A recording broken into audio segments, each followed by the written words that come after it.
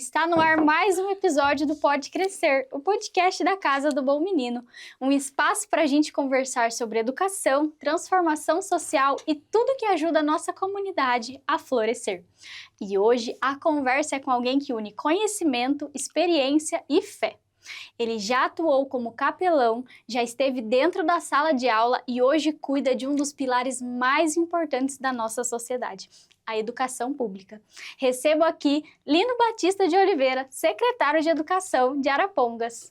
Muito bem-vindo, muito obrigado por aceitar o nosso convite e fique à vontade, esse episódio é seu. Obrigado, Isa, pelo convite, também em nome aí, claro, do projeto do Bom Menino. Esse Pode Crescer, eu acho que sempre é bom a gente aproveitar as oportunidades, os espaços para conversar.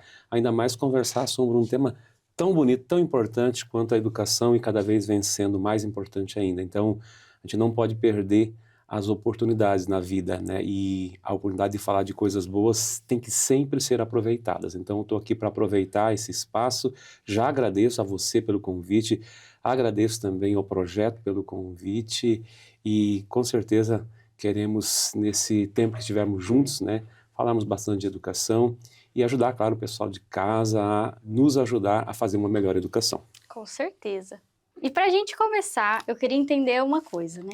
A gente olha para a sua caminhada como professor, como capelão e também, de certa forma, alguém sempre ligado à formação humana, né?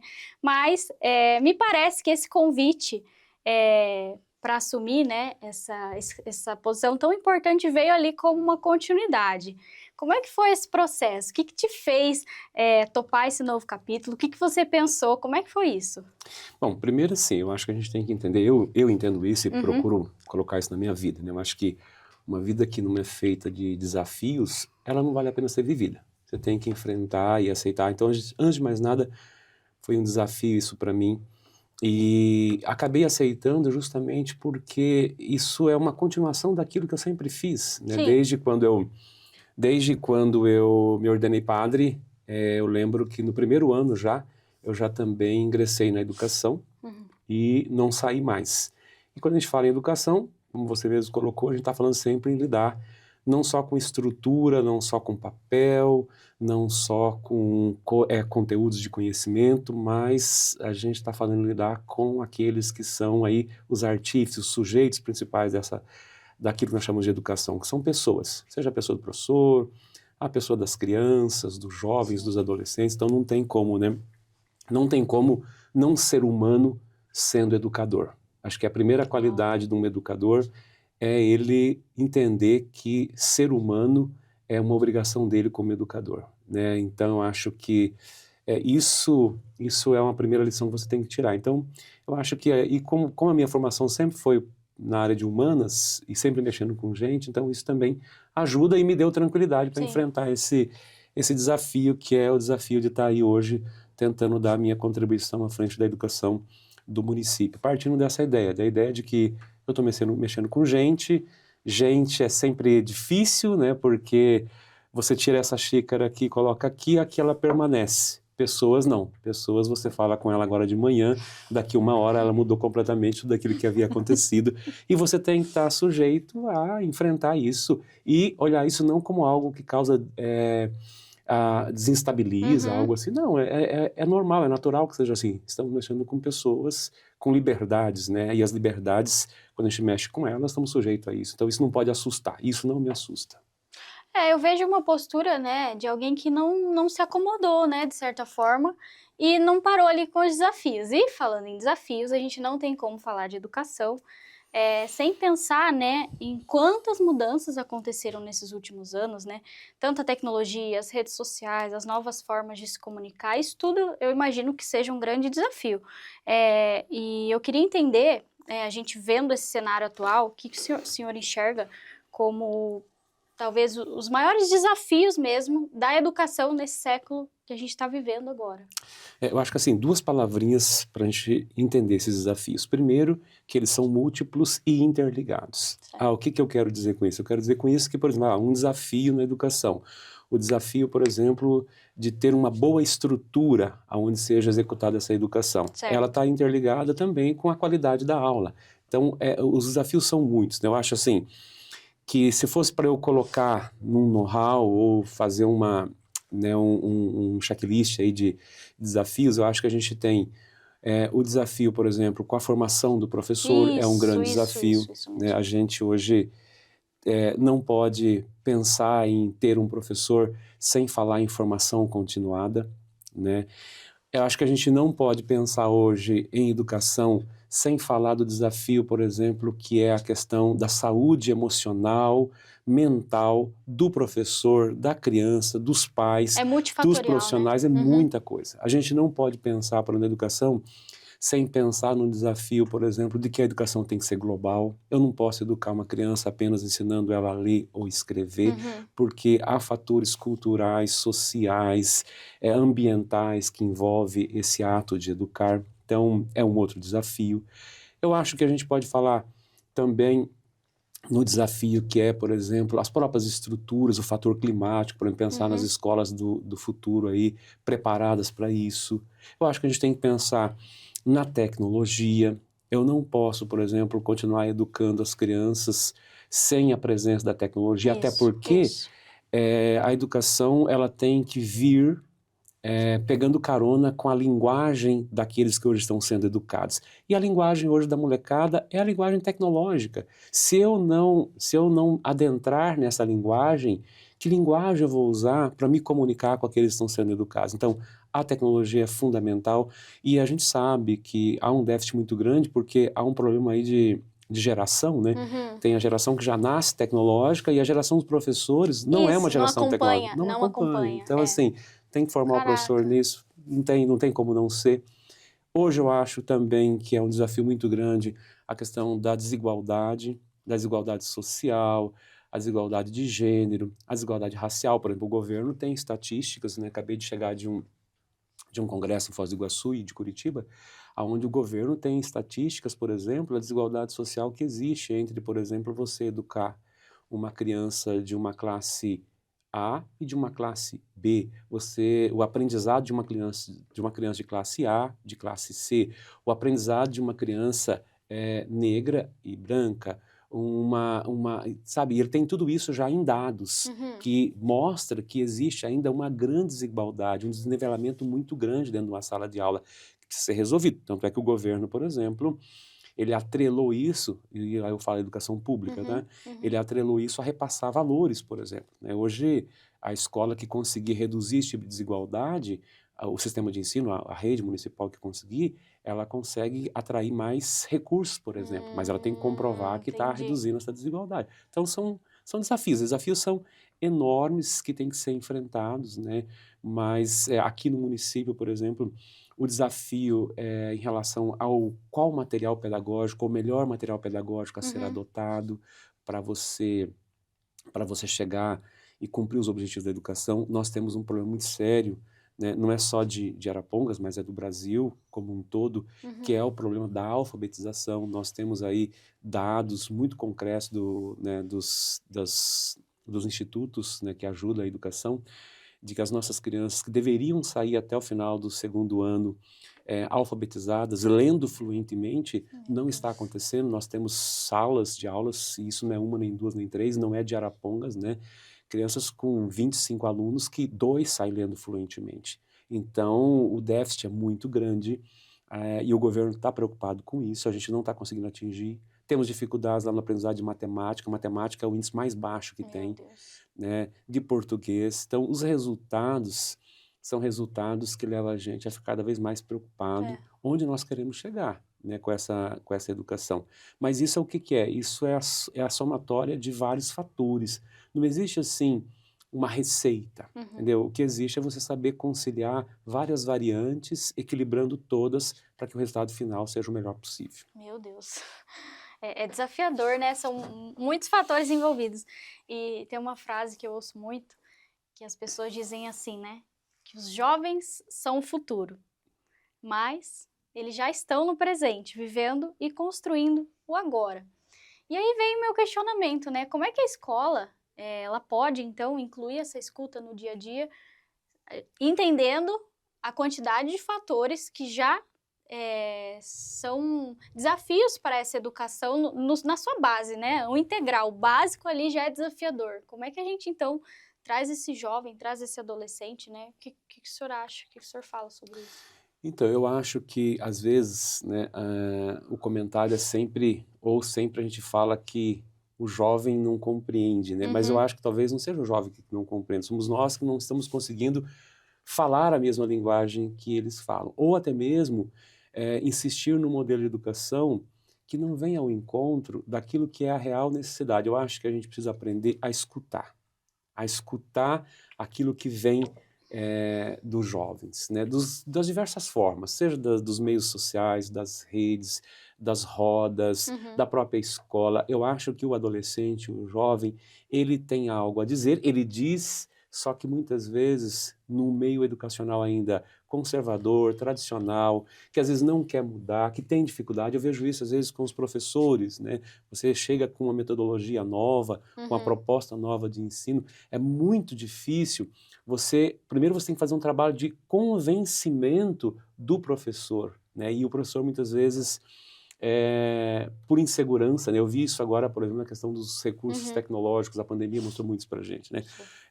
De repente, de um dia para o outro, a gente se viu obrigados a ter que usar isso tudo, e a primeira questão que saltou foi essa: mas vou usar o que não sei mexer? Nunca acessei, né? Isso da parte dos professores. Então os professores tiveram que, de uma semana, ter que aprender ou na marra a fazer isso. Então, e são demandas que assustam o professor, né? Que assustam o meio, e a gente tem, né, uma tendência muito mais a conservar do que a querer aceitar a mudança. Isso é uma tendência nossa, né? Natural. Então, assim, eu acho que o exercício de ouvir é um exercício talvez até mais que sociológico, sabe assim, de ouvir os adolescentes, de ouvir a juventude, para que a gente possa, a partir daí, quem sabe, conseguir entrar, conseguir nos comunicar aquilo que é preciso ser feito, né? E a educação tem que ser auditiva, né? A educação precisa ser auditiva. Ela não pode ser apenas a verbalização. Ela tem que ser auditiva. Se a gente não aprender isso, né, a escutar, né, quem não escuta é porque não está disposto a aprender, né? E a educação, ela não é só ensinar. A educação também tem que aprender. Então, nós temos que aprender com os adolescentes e com a juventude. É um processo contínuo, né? A gente fala aqui, a gente tem alunos do 4º ao 9º ano, então a gente pega todas essas etapas do desenvolvimento. Quantas vezes a gente vai para a sala de aula, até vai fazer uma ação e tá ali uma criança do 4º ano te ensinando alguma coisa, né? E realmente, nem sempre a criança ou o adolescente ou o educador, ele vai verbalizar, então a gente tem que estar sensível, né? Isso é muito importante. Vou te contar uma experiência, pegando carona, Eu te pedi agora isso. Vou te contar uma experiência que eu tive essa semana passada. Sexta-feira eu fiquei o dia todo aqui em Cianorte. Teve um seminário de robótica. E aí nós fomos, a parte da manhã foi a parte teórica e depois na parte da tarde a parte prática de como desenvolver o programa, montar o robozinho, enfim, né? E pasmem você, o meu professor de robótica tinha 7 aninhos de idade, né? Isso porque estava uma mesa com 6 professores, todos já professores, né?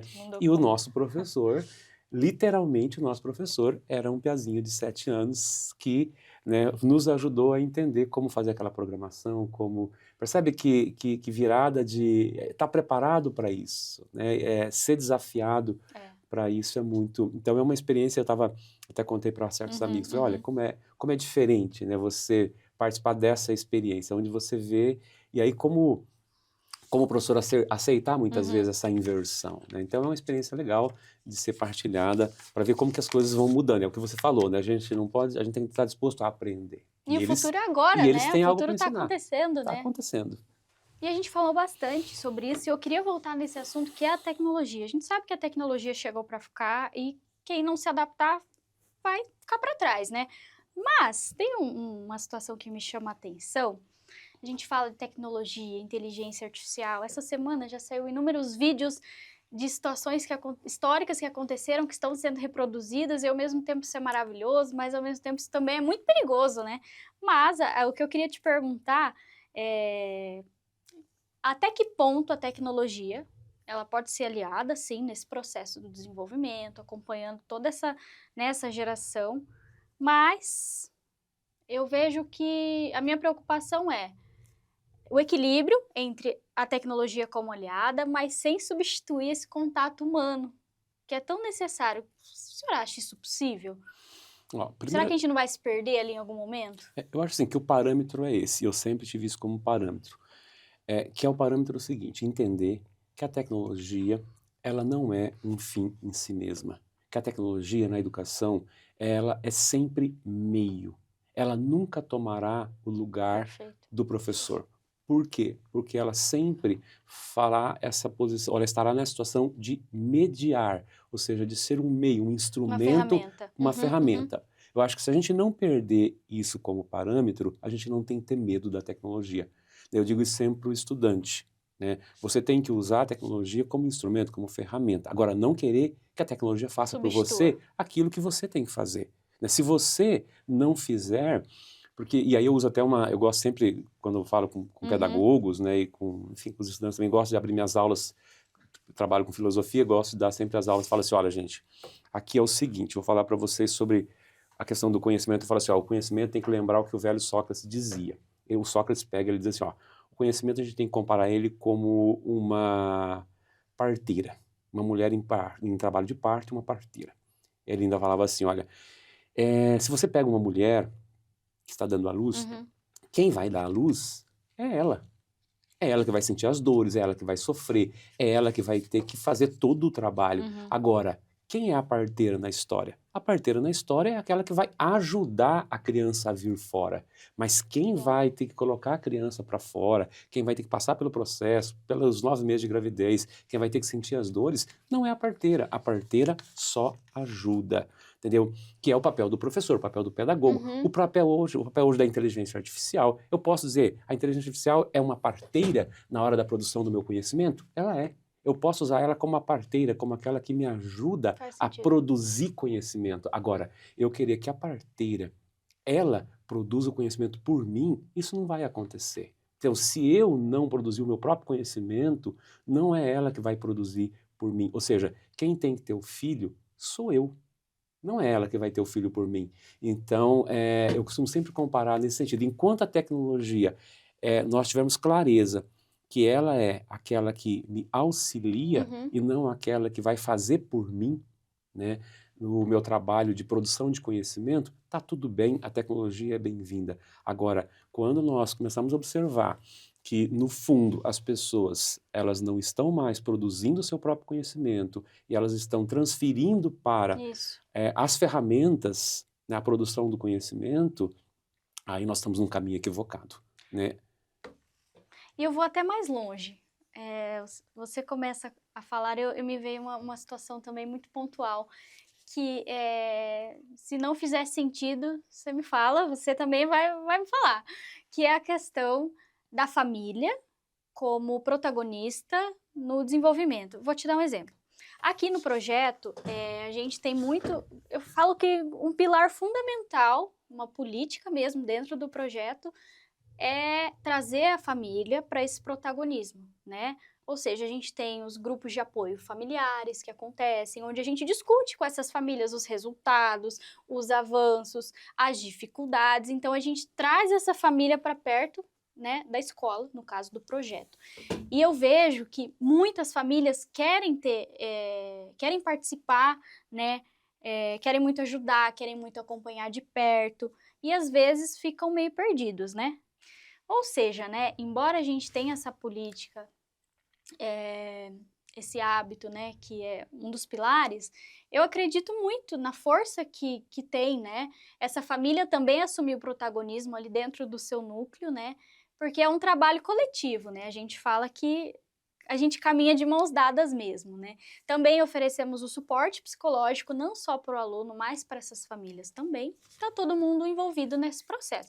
Mas a pergunta que eu queria fazer é, como é que você acha possível a família participar, estar mais perto dessa criança, desse adolescente, né, sem que isso se transforme naquela pressão, né, aquela coisa diária ali? Olha, eu vou recordar uma coisa assim que para mim é fundamental.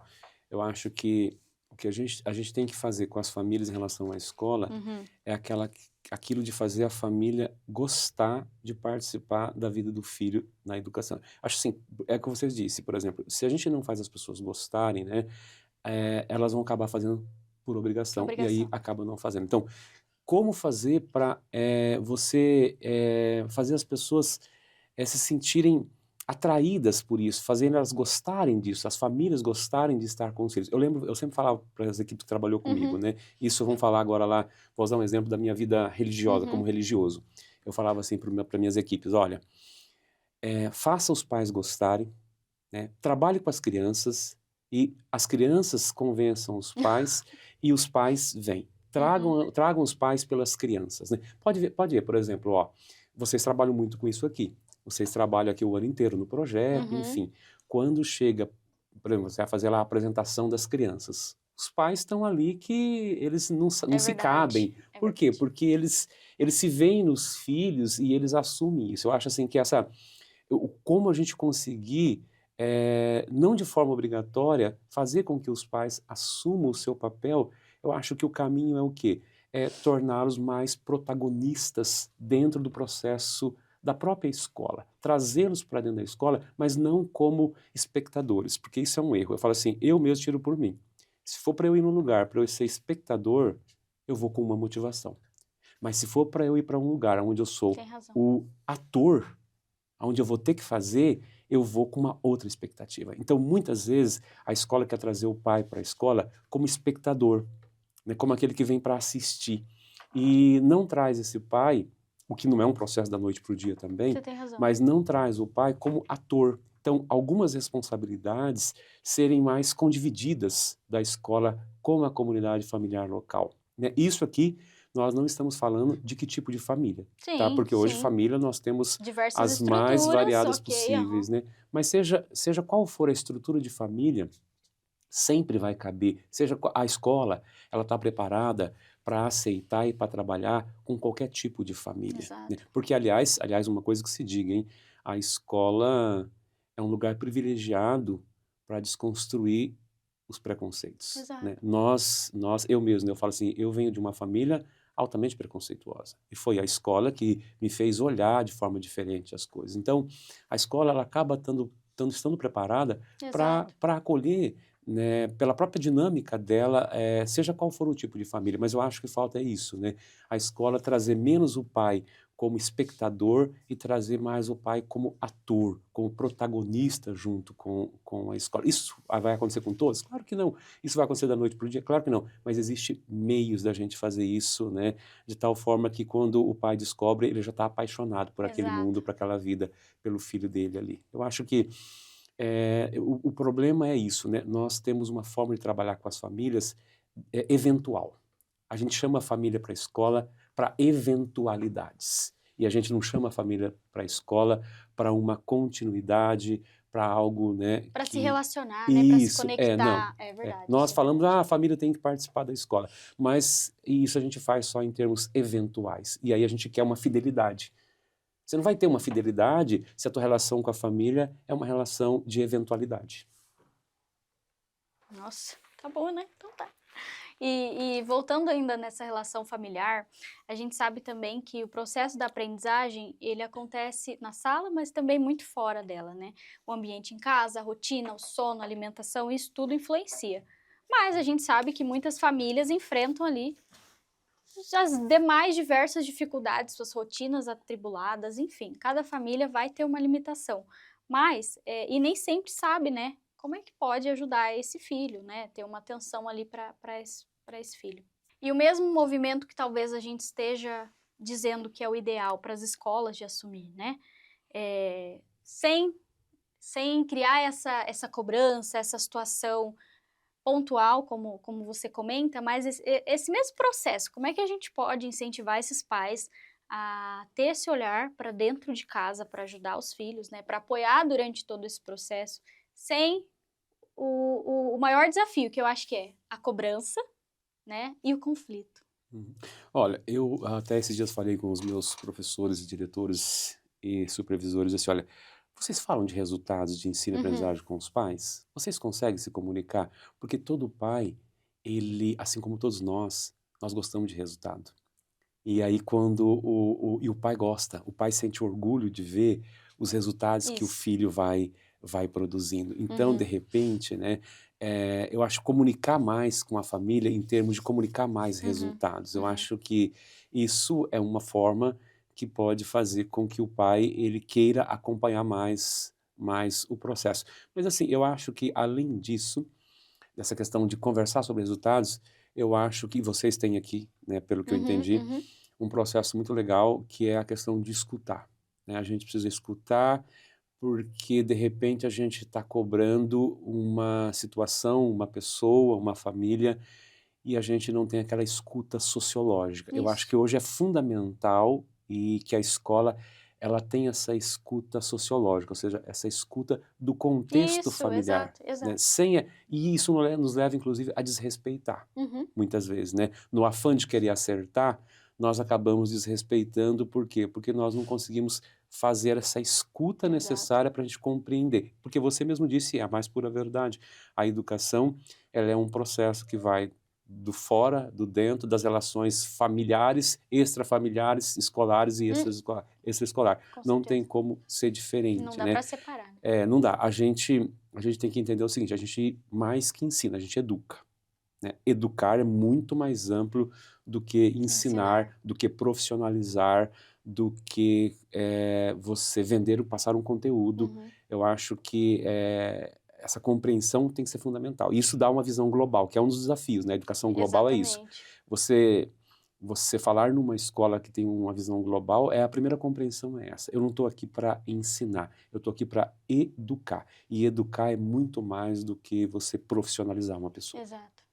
E também a gente conversando sobre isso me veio à mente, né? Até ali dentro do contexto familiar, às vezes os pais focam tanto num resultado específico, que é uma nota, e esquece de valorizar os pequenos avanços, né? Aquela criança que talvez não se... Criança, a gente sempre fala criança que pra gente sempre vai ser criança, Uhum. né? Ou aquele adolescente que talvez deu um salto, tá se comunicando melhor, tá se desenvolvendo socialmente. Eu acho que também é algo a se observar, né? Quando a gente tem reforçado esses pequenos avanços também, muitos se fecham ali na questão de um boletim, que é importante, né? É uma métrica muito importante, mas e o contexto ali, né? Como que essa criança, esse Uhum. adolescente tem se desenvolvido, né? Eu acho assim, a primeira coisa, assim, olha, o que me interessa? Me interessa uma criança que tira nota, uma criança que aprende. Entendeu? É a primeira coisa. Eu tenho crianças ou adolescentes, ou jovens, que Uhum. ele tira 10 na prova. Ó, legal. De alguma forma ele tirou 10. De algum jeito ele tirou 10. Aí depois eu vou lá, na prática, eu falo assim, leia para mim esse texto. E aí ele não consegue ler o texto.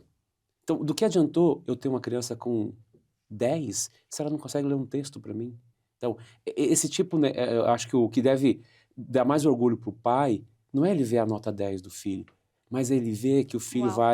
é chamado para ir numa missa, no culto, e a coragem que ele, pai, nunca teve, o filho dele tem de ir lá na frente, pegar o microfone no ambão e fazer uma leitura bonita, sendo pequenininho ou grande, e ler fluentemente. Esse é o 10 verdadeiro, não é aquele 10 lá que está no papel, que às É. vezes enche o pai de orgulho, mas que depois esse orgulho desaparece porque ele é efêmero. Por quê? Porque na hora de realmente você ver se ele se tornou competente, a competência não saiu. Não é a nota que me dá a competência, né? Então, eu acho que hoje a gente tem uma discussão... Aliás, discutir avaliação é sempre um problema, né? Mas é a questão da discussão da avaliação quantitativa e da Uhum. avaliação qualitativa, Qualitativa. né? Que tipo de avaliação que nós... E por isso mesmo que discutir avaliação é sempre um problema.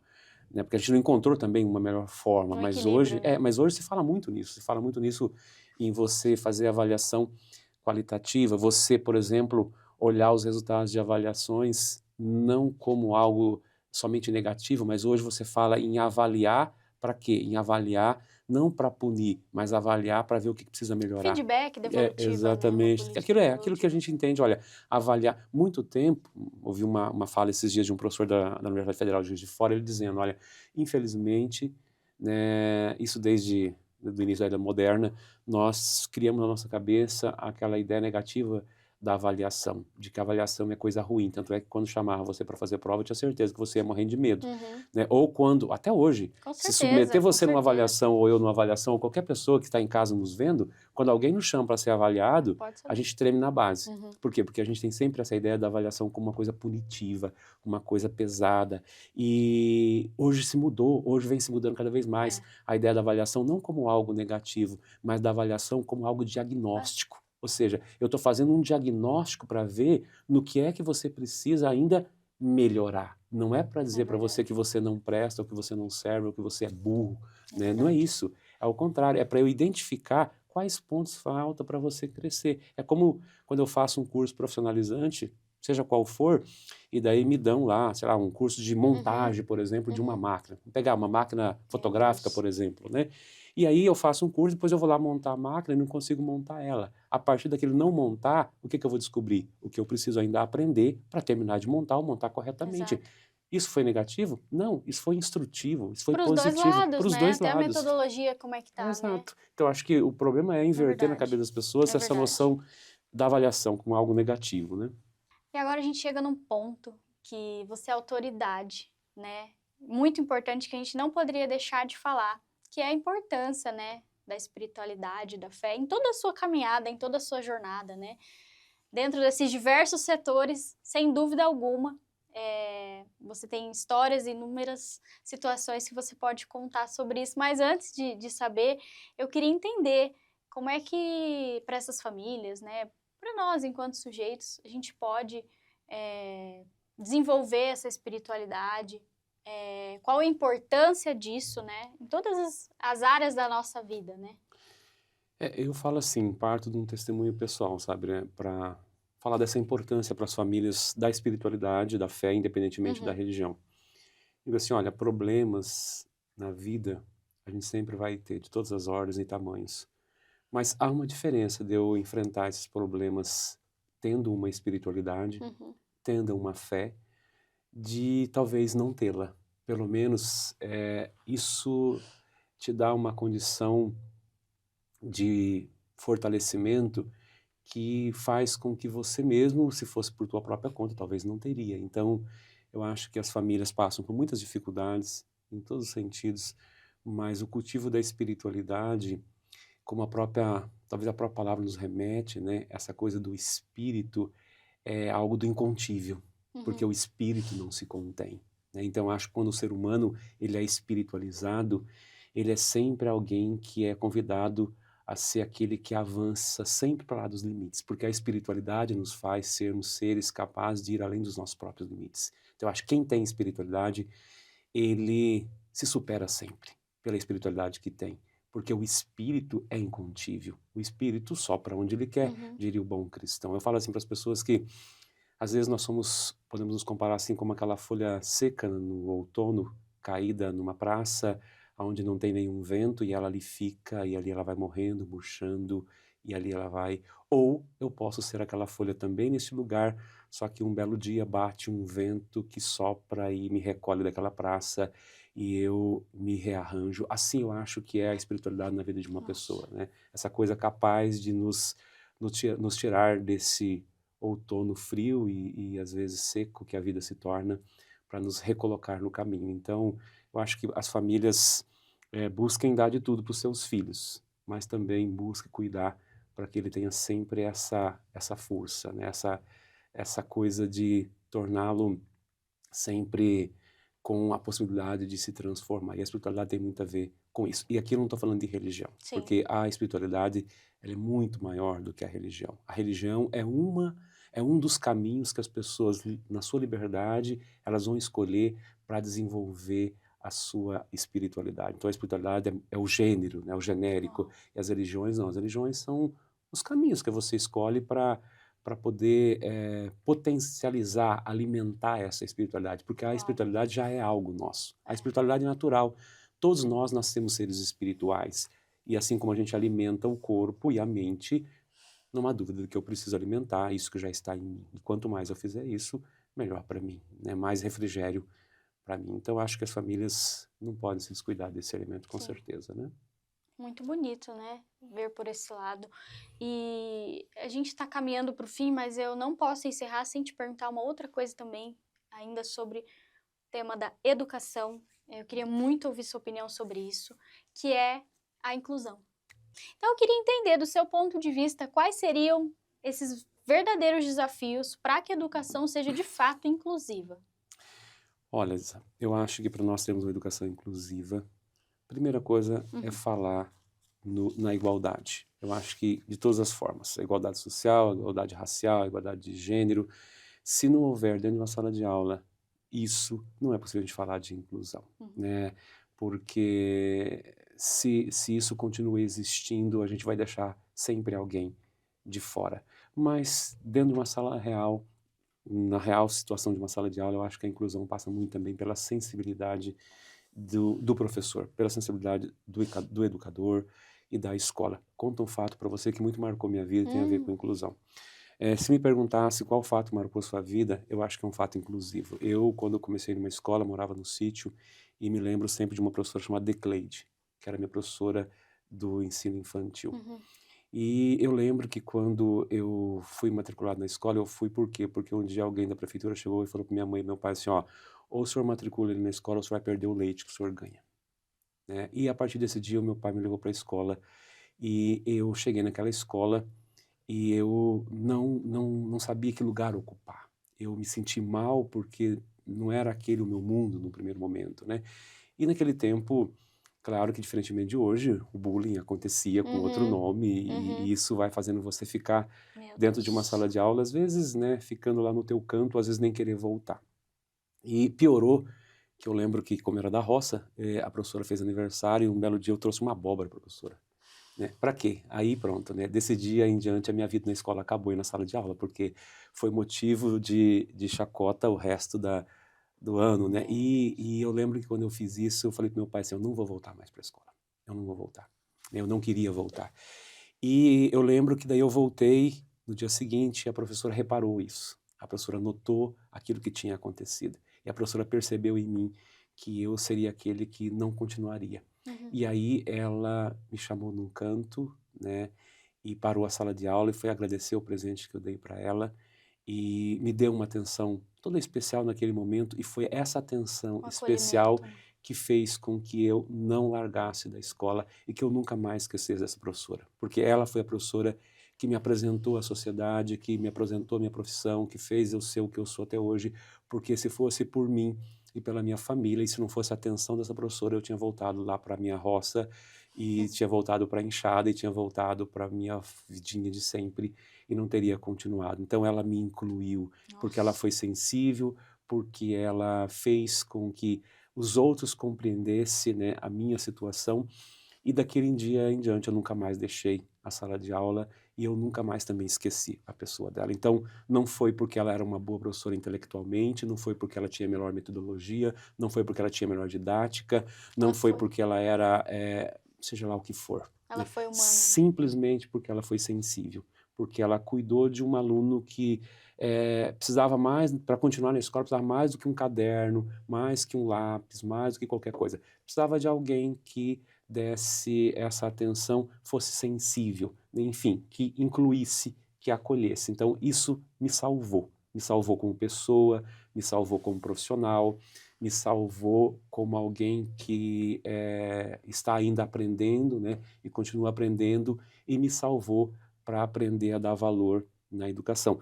E eu acho que foi aí que começou o meu amor pela educação, porque foi uma educadora que me fez ser o que eu sou, lá numa salinha de escola infantil, num sítio, num município pequenininho, e que nunca mais eu esqueci. Então, eu acho que, por isso que eu falo, quando a gente se coloca a ser professor, claro, tem a questão salarial, tem a questão intelectual, tem a questão profissional, tem tudo.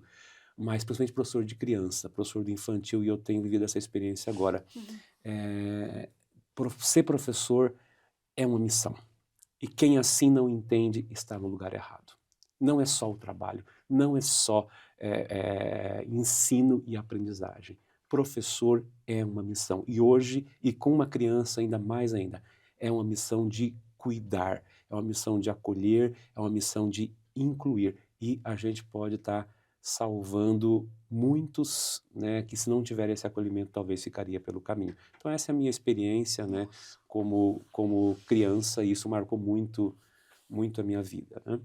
Isso me faz pensar também, né, que a educação, ou até a inclusão, né, eu acho que ela é uma responsabilidade coletiva, né? Eu como pessoa, seja lá você como mãe, você como pai, como aconteceu com você, a gente escuta muito, né? Às vezes os pais comentarem, meu filho tem um jeito diferente de se comportar, e aí teve um amiguinho que acolheu, né? Então a gente fala que os filhos são reflexo dos pais e da comunidade. Então, se a gente talvez trazer um pouquinho desse olhar que essa educadora teve para nosso dia a dia, muitas vidas podem serem salvas, né? Eu não preciso ter habilidade, eu não preciso ter formação para ser humano, né? Isso é muito bonito. E a gente fala que aqui o tempo passa muito rápido, né? E a gente está chegando ao fim de mais um episódio, mas antes de te liberar, eu queria saber se você pudesse gerar ali uma sementinha no coração de quem está assistindo a gente, né? Que tipo de reflexão ou atitude que você gostaria que cada pessoa levasse desse episódio? Então, Isa, olha, se eu pudesse deixar uma mensagem aqui para professor, para educador, para pais, eu acho que vem em mente uma frase de um educador que todos nós conhecemos, que é o Rubem Alves.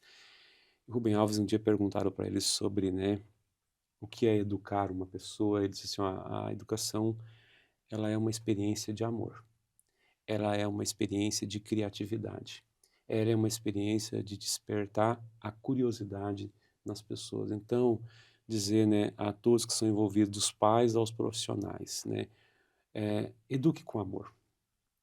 Porque se você não conseguir ensinar nada, uma coisa você terá ensinado o próprio amor. Então você pode, às vezes, falhar no conteúdo, mas você não pode falhar em demonstrar para essa criança que o amor ainda é o melhor caminho. Então, não faça isso sem amor. Você pode fazer sem conteúdo, você pode fazer do jeito como você quiser, mas sem amor não. E depois, também não faça isso sem ou tolhendo a criatividade, a liberdade, né? As crianças ou as pessoas merecem ter a oportunidade de serem criativas. E ser criatividade, muitas vezes, ser criativas, muitas vezes, não é ser, muitas vezes não, na maioria das vezes, ou quase todas as vezes, não é ser como eu sou. O outro não tem obrigação de ser como eu sou. Ninguém tem obrigação de pensar como eu penso, e a obrigação é minha de respeitar aqueles que pensam diferente de mim, para não negar a liberdade das pessoas e não negar a criatividade das pessoas. Então, eu acho que Rubem Alves, quando fala isso, diz, olha, né, aprenda, né, que o respeito talvez principal para você não negar a criatividade das pessoas é exatamente essa ideia do respeito, né? Então, pais, educadores, façam com amor, façam com respeito e não tire das crianças aquilo que elas têm de mais valor, que é exatamente o poder de serem criativas. E o mundo precisa de gente criativas. Por quê? Porque as soluções de hoje não são as soluções como do passado. E nós só vamos encontrar soluções no mundo de hoje se não nos faltar criatividade. Uau! E você comentando, eu vi o projeto crescer, né? Quem convive, quem tem a oportunidade de compor a isso, sabe que a gente é muito bem treinado, eles investem muito na nossa formação, mas tem um ingrediente que a gente fala que vem antes de tudo, que é o amor. E a gente acaba refletindo isso, né? Chegamos ao fim de mais um episódio e eu espero verdadeiramente que essa conversa tenha tocado você de alguma forma.